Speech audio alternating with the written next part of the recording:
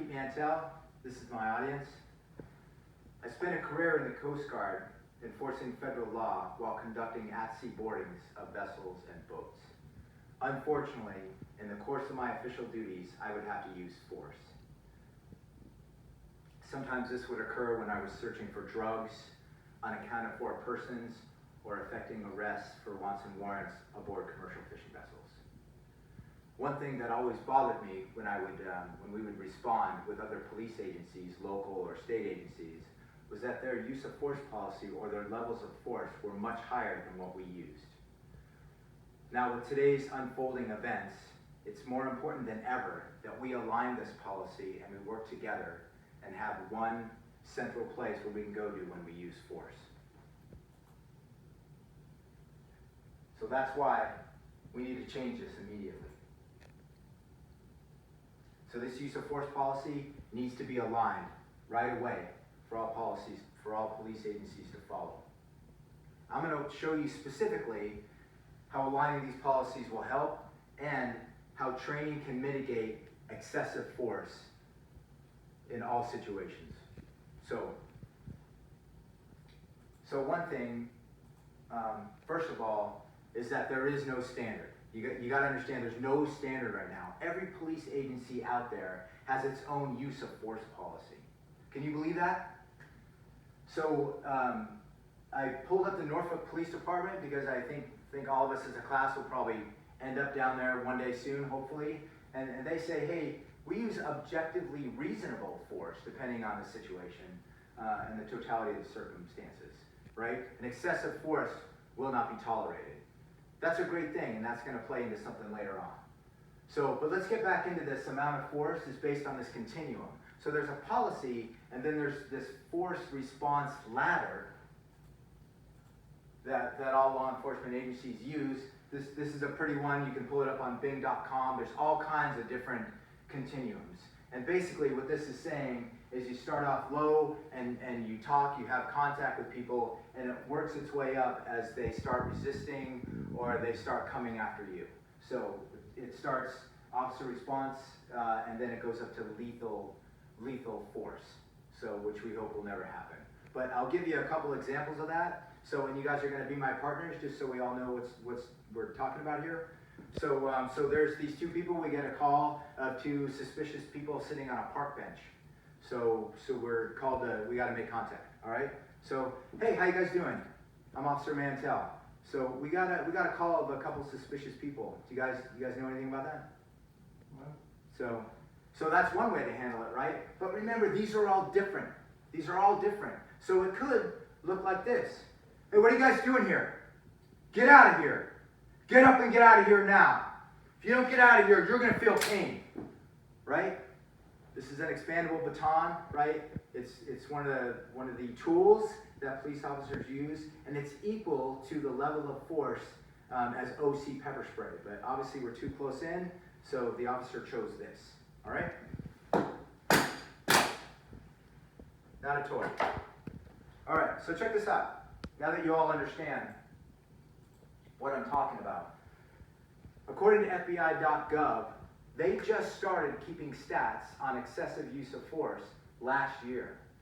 So we have no idea, actually, how many altercations or fights or anything else that has gone on between a subject and an officer. It's all in this database. Nothing before that was ever tracked. What's worse is this is a voluntary program. So if you're part of the New York City Police Department, you're in charge of that, and you decide that your 36,000 officers don't want to participate, they don't have to. Completely voluntary.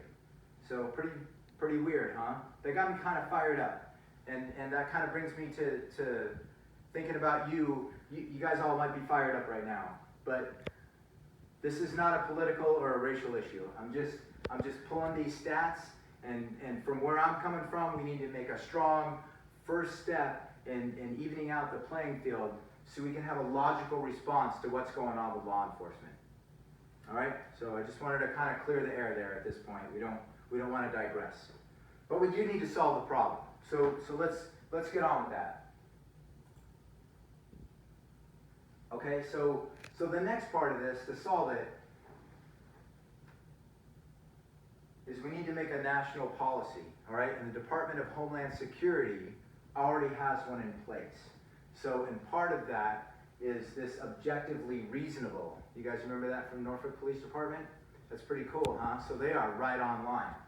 So the other part of that is you have one standard. You could have DHS employees, you could have officers actually go out to different parts of the country and gather groups of officers in auditoriums or in hotels and convention centers, and who would want to host something like that with a whole bunch of officers, right? To make their town better and safer. What a great way to do business. So they could get together, have the policy set, and then annually you could follow up with refresher training and assessments to make sure that the officers are all in line with the policy, okay? And hopefully the idea is if an officer makes a mistake, it would be in training and not on the street. And then the third part of this is that we want to make mandatory tracking. There's no secrets. It's completely open and transparent.